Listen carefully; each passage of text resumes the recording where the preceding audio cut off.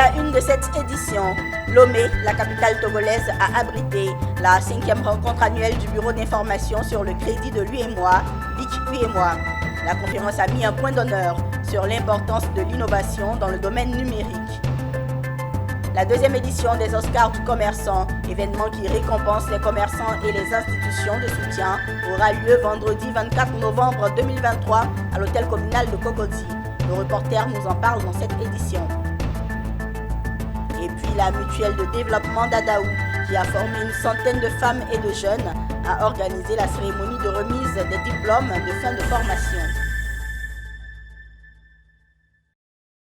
Bienvenue sur Business 24 Africa pour cette nouvelle édition. Démarrons avec la 5e rencontre annuelle du Bureau d'information sur le crédit de l'UEMOA, BIC UEMOA, organisée à Lomé au Togo. Cette année, la conférence a mis un point d'honneur sur l'importance de l'innovation dans le domaine numérique, particulièrement pour améliorer la gestion du risque et la qualité du crédit. Faisant des progrès remarquables dans l'amélioration de l'inclusion financière, le Bureau d'information sur le crédit de l'Union monétaire ouest-africaine BICE-UEMOA a récemment marqué un jalon important avec sa 5e rencontre annuelle à Lomé au Togo. Le Crédit Impôt West Africa, c'est l'opérateur du bureau d'information sur le crédit dans les 8 pays de l'UEMOA.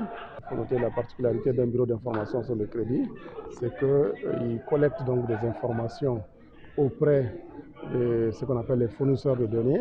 Nous avons les établissements de crédit, qui sont les banques et institutions financières, et nous avons aussi les systèmes financiers décentralisés, c'est-à-dire les institutions de microfinance. Nous avons aussi les grands facturiers, c'est-à-dire les sociétés de l'électricité, les opérateurs télécoms, qui aussi contribuent à alimenter la base du BICE. Depuis sa création en 2016, le BICE-UEMOA s'est distingué par des initiatives qui ont considérablement élargi sa base de données sur le crédit, intégrant une multitude d'institutions financières et renforçant ainsi le secteur financier dans l'espace UEMOA. Le travail sur la data ne s'arrête pas, il y a toujours une amélioration, il y a toujours une qualification. Donc ça, c'est la première des choses. Il y a l'exploitation des autres données, ce qu'on appelle les données alternatives, savoir les données des utilities ou bien les fournisseurs d'eau, d'électricité, des opérateurs télécoms. Donc là, c'est une niche qu'il faut encore mieux exploiter pour comme j'ai dit tout à l'heure, une meilleure inclusion financière. Il y a d'autres sujets tels que l'open banking, l'open finance, tout cela, le bureau d'information sur le crédit peut jouer un rôle très important. Cette année, la conférence a mis un point d'honneur sur l'importance de l'innovation, en particulier dans le domaine numérique, pour améliorer la gestion du risque et la qualité du crédit. Comment allons-nous faire pour accompagner les institutions de microfinance ou bien les banques à pouvoir réduire les risques liés au crédit? On peut avoir une base unifiée dans les microfinances, donc c'est pourquoi on est là, pour accompagner, pour apporter ce que nous savons faire, notre expertise dans le domaine digital, dans le domaine du monde informatique. Le BICE-UEMOA s'affirme non seulement comme un gardien de l'intégrité financière, mais aussi comme un innovateur audacieux dans le secteur financier. Les progrès réalisés jusqu'à présent ne sont qu'un début prometteur pour un avenir financier plus inclusif et prospère dans la sous-région. Note sur la lutte contre la piraterie maritime. L'Institut de sécurité maritime interrégionale et l'Académie régionale des sciences et techniques de la mer ont procédé ce lundi 16 octobre 2023 au lancement officiel du projet SafePort, un projet consacré au renforcement des capacités en matière de sécurité et de sécurité maritime et portuaire en Afrique de l'Ouest et du Centre. Ce projet est financé par la coopération allemande, par la GIZ. Pierre Tebeu et Richard Akeke nous en disent plus. Le projet SafePort est un projet pour renforcer la sécurité maritime au large du golfe de Guinée et dans les pays de l'Afrique de l'Ouest et du Centre. Il s'agit notamment de mettre à la disposition des auditeurs des éléments stratégiques tels que le soutien au renforcement des capacités de contrôle avec des mesures de sécurité prévues, de l'aide à la préparation d'évaluation de la sécurité, ainsi que le soutien à la planification et à la conduite d'exercices de sécurité maritime et avec l'aide de l'Institut des Nations Unies pour la formation et la recherche UNITAR. Les auditeurs venus des pays de l'Afrique de l'Ouest et du Centre réunis à l'Académie régionale des sciences et techniques de la mer auront à réfléchir sur les actions coordonnées contre la piraterie maritime dans les différents ports. Donc le port est un outil très important. Et donc malheureusement, il y a des menaces autour de ces ports-là. Voilà, des menaces telles que le terrorisme, telles que la piraterie, etc. etc. Donc on a estimé qu'il fallait renforcer les capacités de ces institutions en matière de sécurité, de sécurité portuaire, parce que ce sont des institutions qui sont des institutions économiques pour nos pays, mais en même temps des institutions stratégiques. Voilà, donc voilà un peu l'objet de cette formation. Ce projet a été initié justement pour aider à combler ces lacunes en matière de sécurité et de sûreté. Donc il est basé sur les principes essentiels en matière de sûreté et de sécurité, et notamment le code ISPS. Donc nos attentes, c'est d'arriver à former et renforcer les capacités de nos cadres.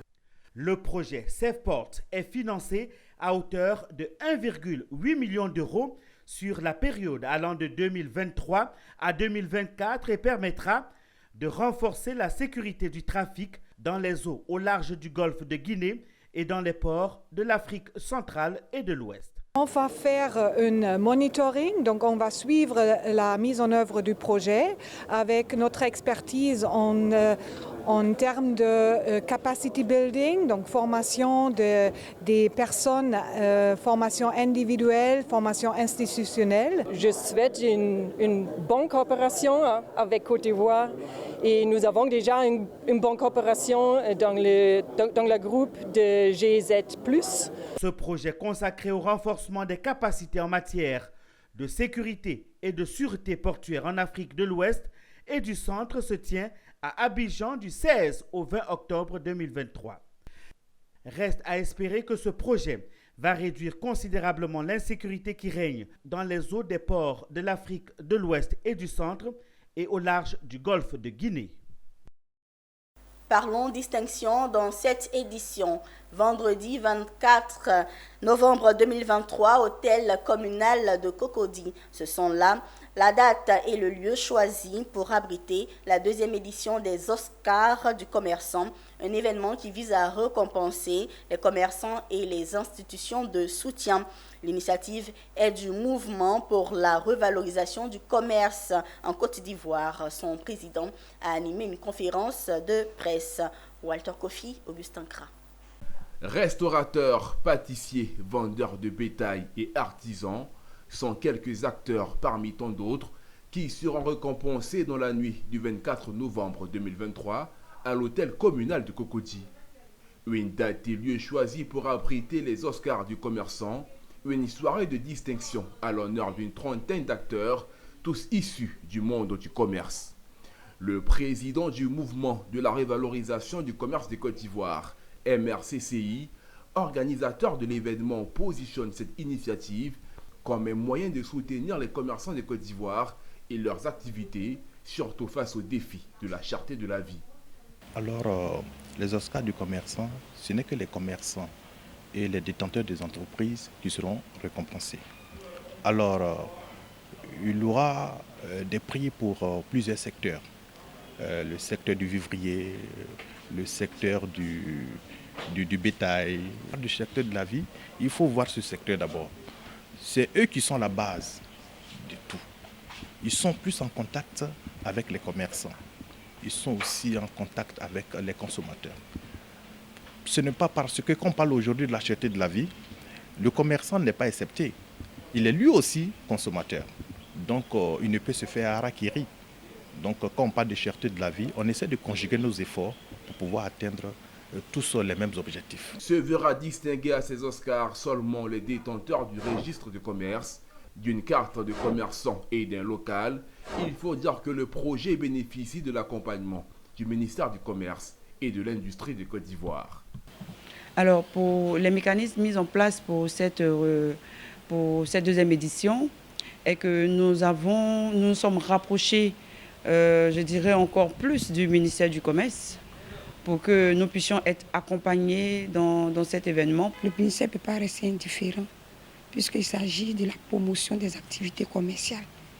Donc, ce que le ministère peut faire, c'est d'encourager les commerçants et encourager en particulier le MSCC à pouvoir aider leurs frères et leurs sœurs. Créé en octobre 2019, le mouvement pour la révalorisation du commerce en Côte d'Ivoire, MRCCI, est une association qui milite pour la redynamisation du commerce et l'encadrement des acteurs de ce secteur stratégique pour l'économie ivoirienne. Intéressons-nous à présent aux initiatives pour favoriser la protection de l'environnement, le développement durable.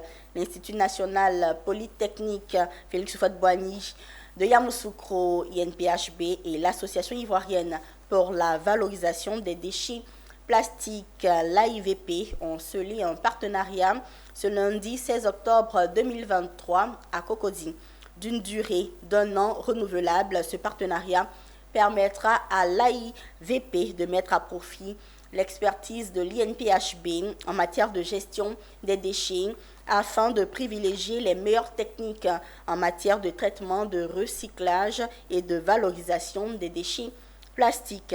Un partenariat qui permettra également de promouvoir les talents des étudiants du Centre d'excellence africain pour la valorisation des déchets à haute valeur ajoutée de l'INPHB. Le reportage de Konena Nourgo, Juliana Konaté et Doumbia Yuba. L'Institut national polytechnique Félix Houphouët-Boigny INPHB et l'Association ivoirienne pour la valorisation des déchets plastiques AIVP sont désormais partenaires. La convention signée ce lundi 16 octobre par les responsables des deux entités vise à valoriser les déchets plastiques. L'INPHB, à travers donc le Centre d'excellence africain pour la valorisation des déchets à haute valeur ajoutée CA Valopro, mettra son expertise en matière de valorisation des déchets à la disposition de l'AIVP. Un partenariat qui permettra en retour aux étudiants du CA Valopro de l'INPHB d'acquérir davantage d'expérience. Avec les présentations qu'on vient de voir, vous comprenez qu'aujourd'hui, il est plus qu'important que non seulement, comme on l'a dit, que le secteur privé et les structures de l'État se mettent ensemble, mais pour quel objectif? Pour faire en sorte qu'aujourd'hui, tout ce qu'il y a comme déchets plastiques en Côte d'Ivoire devienne une matière première, aussi bien pour les entreprises que pour les communautés, notamment les associations, les ONG, parce que les déchets plastiques rentrent dans ce qu'on appelle l'économie circulaire. Nos étudiants ont besoin, n'est-ce pas, de rentrer dans le secteur professionnel avec toutes les compétences possibles. Et donc, à travers les formations que nous leur donnons, ils peuvent effectivement aller dans le secteur privé et être directement opérationnels. Et c'est vraiment le sens de la signature de cet accord qui permettra à nos étudiants d'aller en stage, d'apprendre dans le milieu professionnel et de mettre en pratique toutes les notions théoriques qu'ils ont reçues à l'INPHB. En 2022, ce sont environ 300 tonnes de déchets plastiques qui ont été valorisés par l'AIVP. Prévu pour 12 mois renouvelables, ce partenariat avec l'INPHB va ainsi contribuer à l'atteinte de l'objectif zéro déchet plastique dans l'environnement d'ici 2030, porté par l'AIVP, une association des entreprises du secteur privé ivoirien. La formation est la clé de la réussite en entrepreneuriat. Cette réalité, la mutuelle de développement d'Adaou l'a comprise. Elle a formé une centaine de femmes et de jeunes. Notre équipe de reportage a vécu pour vous la cérémonie de remise de diplôme de fin de formation à Adaou. Ils reçoivent leur diplôme après 3 mois de formation assurée par la Fondation africaine pour l'entrepreneuriat et le développement économique. Eux, ce sont 90 femmes et 7 hommes issus de la sous-préfecture d'Adaou. À l'initiative de cette formation, la mutuelle de développement d'Adaou et son vice-président, professeur Alban Aouré. Cette formation est née de la constatation des vulnérabilités qui touchent les femmes et les jeunes des villages de la sous-préfecture d'Adaou. Elle a permis de renforcer leurs compétences en matière d'identification de projets porteurs. Au menu de cette formation, identification d'opportunités d'affaires, Démarrage d'affaires sans apport extérieur, comptabilité simplifiée et pratique de la gestion. Les participants se disent désormais outillés à la gestion. On a développé comment faire à soi un business à partir de 0 francs. Nous, on a pensé que c'était impossible. Mais pendant nos ateliers, on a vu, nos yeux ont été vraiment ouverts sur beaucoup de choses. Cette initiative est encouragée par des cadres de la région. Les principaux problèmes pour la réussite d'une activité sont les finances et la gestion. Et cette fondation prenant en compte toute cette problématique pour faire des enfants de la sous-préfecture d'Adaou les meilleurs managers de demain. Donc c'est un thème qui accroche. Le président du conseil régional du Sud Komoué, au patron de la cérémonie, initie plusieurs projets en faveur des femmes et des jeunes. Il a prodigué de sages conseils aux bénéficiaires. Il est important que nous ayons la culture de l'entrepreneuriat, car on ne peut pas vouloir gagner de l'argent tout de suite, gagner de l'argent vite si on est salarié. Un salarié n'est pas fait pour gagner de l'argent tout de suite. Et c'est souvent la raison pour laquelle, comme on veut gagner vite, on finit par mettre la main dans là où on ne doit pas mettre la main. La mutuelle de développement d'Adaou a à son actif plusieurs initiatives en faveur des femmes et des jeunes. Rendons-nous à présent à Yamoussoukro. SOS Village Enfants de Yamoussoukro a célébré la journée internationale de la fille avec les jeunes filles appelées communément Tanti Bagage autour du thème « Utiliser nos forces pour faire avancer le développement ». Au cours de cette journée, les jeunes filles ont été sensibilisées sur leurs droits et sur les rôles qu'elles sont appelées à jouer dans la société. Comme chaque 11 octobre, conformément à la déclaration de l'Assemblée générale des Nations unies dans la résolution 66-170 du 19 décembre 2011, la jeune fille est célébrée. Cette année encore, à Yamoussoukro, au village SOS Enfants, ce sont les jeunes filles appelées communément Tanti Bagage qui ont été mises en avant. Cette journée de célébration de la jeune fille qui nous réunit tous est l'occasion pour nous, jeunes filles bénéficiaires de ce projet, par ma voix d'exprimer notre reconnaissance pour le projet Tanti Bagage qui nous a permis de sortir des marchés où nous étions pratiquement livrés à nous-mêmes. En effet, ils nous ont donné la chance de retourner à l'école pour certaines et d'apprendre un métier pour d'autres. Tanti Bagage, au début, effectivement, on a commencé, c'est les jeunes filles qui sont aux abords des grandes surfaces et qui aident les personnes qui viennent faire des achats à transporter leurs bagages.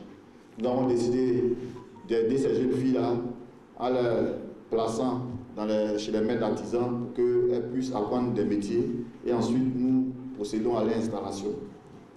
C'est pour dire que c'est vrai, nous avons des jeunes filles Tanti Bagage, mais aujourd'hui aussi, elles participent au développement de nos communautés, elles participent au développement de nos maisons familiales, elles participent au développement de notre société en général.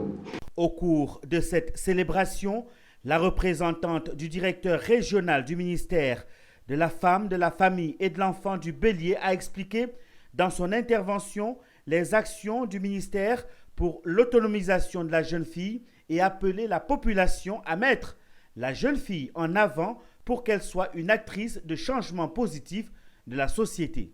Éduquer une fille, c'est briser le cycle de la pauvreté.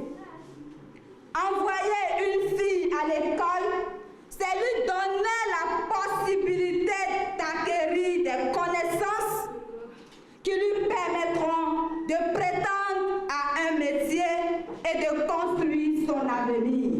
À la fin de la cérémonie, les invités ont visité les stands des activités des jeunes filles.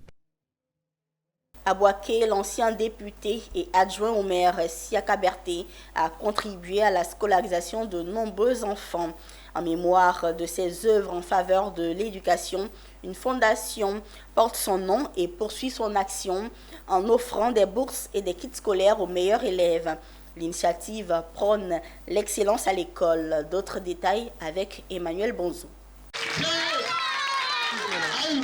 Pour la deuxième année consécutive, Mariam Sakinatou rafle le prix spécial de l'édition 2023 du Maouloud des enfants. En classe de CM2 cette année, ses excellents résultats sont ainsi récompensés pour l'encourager à persévérer dans le travail durant son parcours scolaire. Chaque soir, quand je quitte à l'école, je travaille bien et j'étudie mes leçons et je fais mes exercices que mes maîtres me donnent.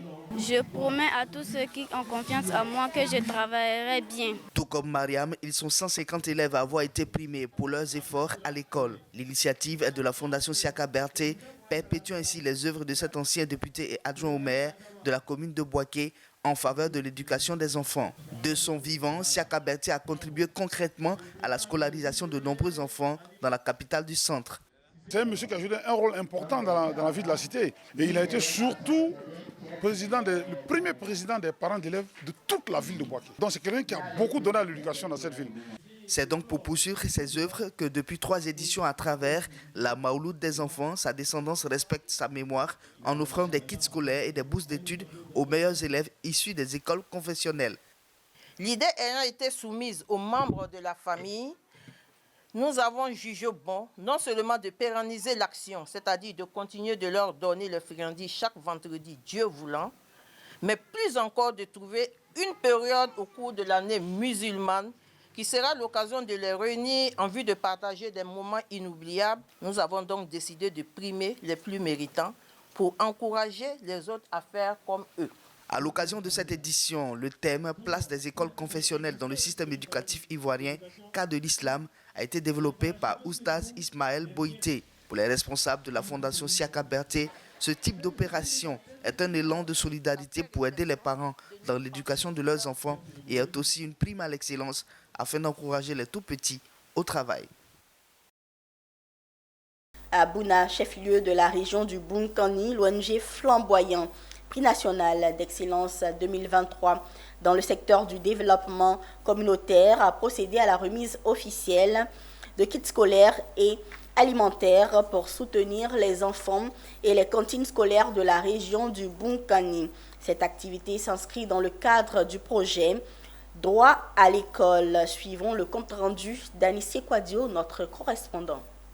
L'ONG Les Flamboyants, à travers son partenaire technique et financier Amref Health Africa, procède ce jour dans la cour du foyer des jeunes de Bouna à la remise de kits alimentaires à 11 cantines d'établissements primaires publics du Bunkani et 22 autres écoles primaires soutenues qui reçoivent des kits scolaires. Ceci a pour objectif de faire barrage au décrochage et à l'abandon du cursus scolaire des enfants du Bunkani. Les cantines scolaires, dans la plupart du temps, démarrent tardivement au deuxième trimestre, apporter un souffle de soulagement un peu à ces cantines, à ces villages-là, dès le début de la rentrée, d'encourager un peu ces enfants à bénéficier un peu des bienfaits de l'alimentation en ce qui concerne le rendement scolaire. Ce sont des sacs de riz, des bidons d'huile, des boîtes de tomates et bien d'autres produits alimentaires accompagnés d'importants kits scolaires qui serviront à alimenter les différentes cantines et qui vont aider au suivi des enfants et à leur maintien dans le cursus scolaire, au dit des responsables des cantines et des autorités éducatives, tout comme pour les autorités traditionnelles et préfectorales du Bunkani. Les cantines sont très importantes parce qu'elles maintiennent les enfants à l'école et ça fait que le taux de scolarité grimpe. La réussite aussi, ça s'accompagne. Je crois que ces kits-là vont permettre aux enfants en tout cas de s'en sortir et puis de commencer l'année scolaire sereinement. Au nom du DREN, nous sommes reconnaissants. Nous disons merci à l'ONG. Faisons en sorte que nos enfants soient vraiment les vrais bénéficiaires de ce qu'on met à leur disposition. C'est à ce titre-là que d'autres ONG ou d'autres organisations à vocation caritative viendront nous accompagner pour aider nos enfants dans le cursus scolaire. Cette cérémonie de remise officielle de kits scolaires et alimentaires, initiée par l'ONG Flamboyant, soutenue par Amref Health Africa, avait également pour but de présenter les réalisations à mi-parcours du projet de l'ONG à l'endroit des parties prenantes et de faire le point à ses différents partenaires. Soulignons que l'ONG Les Flamboyants a décroché le prix national d'excellence 2023 du meilleur promoteur du développement communautaire. En images, ce mardi 17 octobre 2023, le Premier ministre ivoirien Robert Begré-Mambé a publié à travers le secrétariat général de la présidence la liste des membres de son gouvernement. Ce gouvernement comprend 33 ministres, dont 6 femmes. Ce sera tout pour cette édition préparée par l'ensemble de la rédaction de Business 24 Africa. Merci de l'avoir suivi. Nos programmes se poursuivent.